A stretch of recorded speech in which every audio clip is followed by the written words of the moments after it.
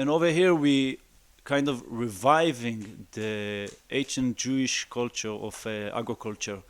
And we do it, for example, when I plant a tree, I will not plant the trees in line.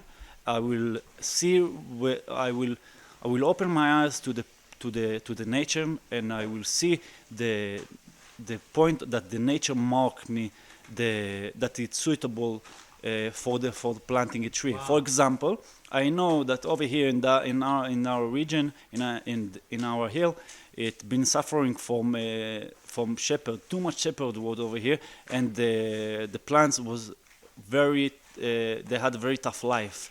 And the only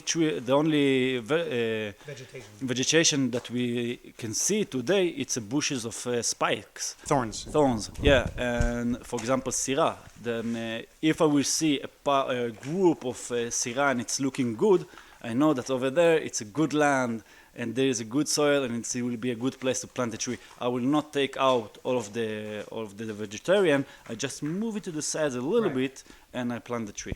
So it's being extremely in touch with nature, and with the land and the topography and the geography and the animal life and plant life that's already here. So it's really a real harmony.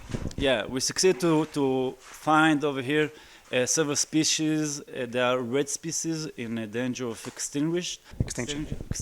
Yeah, where several of them, two of them, they have just one place that you can find them today in Israel, and it's in the Hermon Mountains, and you can see them also over here. Then is it a fruit tree or?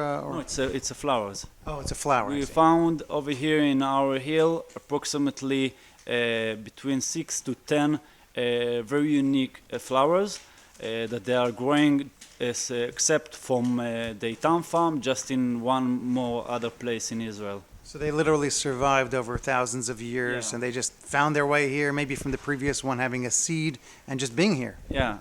For example, we have Irus Asargel. It's very unique. It's a blue flower, amazing one.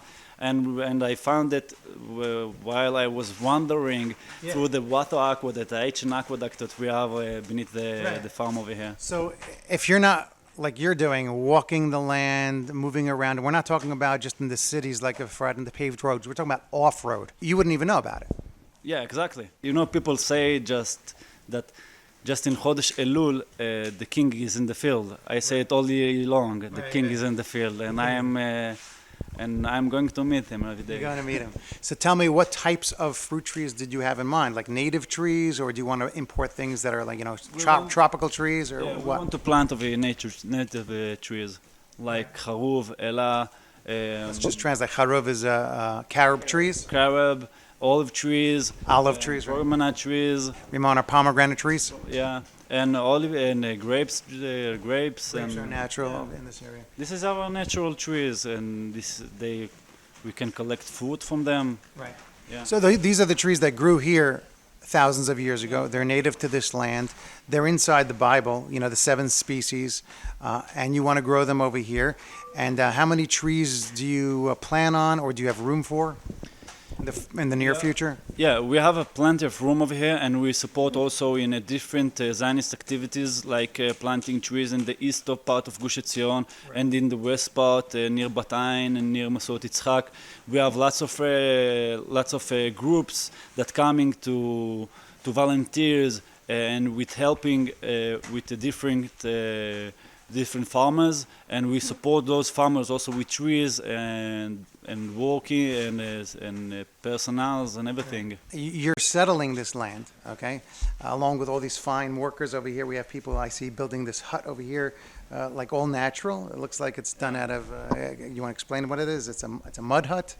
Yeah, it's called the technique. It's called water wall. And it's very simple technique. It's maybe one of the most ancient technique and simplest technique that you can find it all around the world, from Africa to Asia and to South America, and also in North America you can find them by the native Indians. And it's very simple. You just build a frame of wood, and then you plaster it with mud. Yeah, the combine of the mud is mud and sand that we can find over here in our hill. The soil over here, it's amazing soil, it's terra rosa soil. It's, I think, the best soil to build with it. It's a brown, full with clay. Clay is very good for the trees also. Yeah, exactly. Because of that, the tree, you can see the trees over here just down below. They are amazing. They kind of thanks every morning to us. Right. So I'm saying they're doing natural settling the land, and as I was saying before, we see in the Bible, those who bless Israel will be blessed, and when you come to the land, plant fruit trees. So I guess clear. Anybody helping plant these trees over here are helping settle this area, helping Efrat number 2, which should have been number 1, come to fruition, and they're part of this story. Yeah, exactly. Like. I'm offering to all of the groups that I meet with them, and every person that I meet in a group, I speak with him about those ideas, and I invite him to join the journey. So not only can people plant fruit trees like online on the internet, but they can come out here and meet with you and see what's going on, plant the tree themselves. Yeah, and if they can arrive. We can plant the tree for them, and then they can, when they will come and visit, they can see their own trees. Or an orchard. A lot of groups do orchards. They'll do 100 trees or more, and we put up a sign there with their name on it, and they come and that's their orchard. Yeah, for example, we have a group that will arrive in 2 days from now, and that is Bar Mitzvah tour.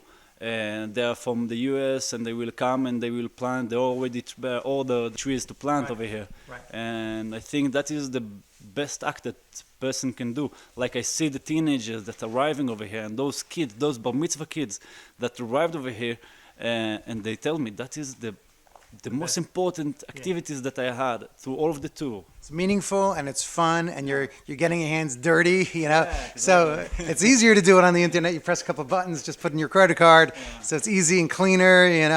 You'll do the hard work of doing it. But if they do come here, by all means, whoever does able to make it to Israel should come and help out with that, and that would be great. I see over here that you do also have some animals. So just a little bit about the animals. Yeah, we have goats, we have donkeys, all of the animals that you can find on every farm. Yeah. Right. So you're literally building an entire, starting off as a settlement, the yishuv, but turning into city-like. Yeah, we hope to bring over here lots of teenagers from the city of Efrat. We believe on building a place with the connections of and the supporting of the community nearby, the community of Efrat. And we have lots of teenagers that are arriving over here that they are fourth generation in Israel. We had even one teenager that arrived over here. He was 15 years old. He made Aliyah 3 years ago by himself. Wow. And when he was 12, He made Aliyah when he was 12? yeah, alone. Yeah. And he didn't knew even one word in Hebrew. And now when I spoke with him, he'd been over here 2 weeks, and just after 2 weeks, he told us his story, and then you're not Israeli. Wow. Like, he's a flawless Hebrew, and that was amazing. It's amazing. Yeah. So what can we say, like, for the next round?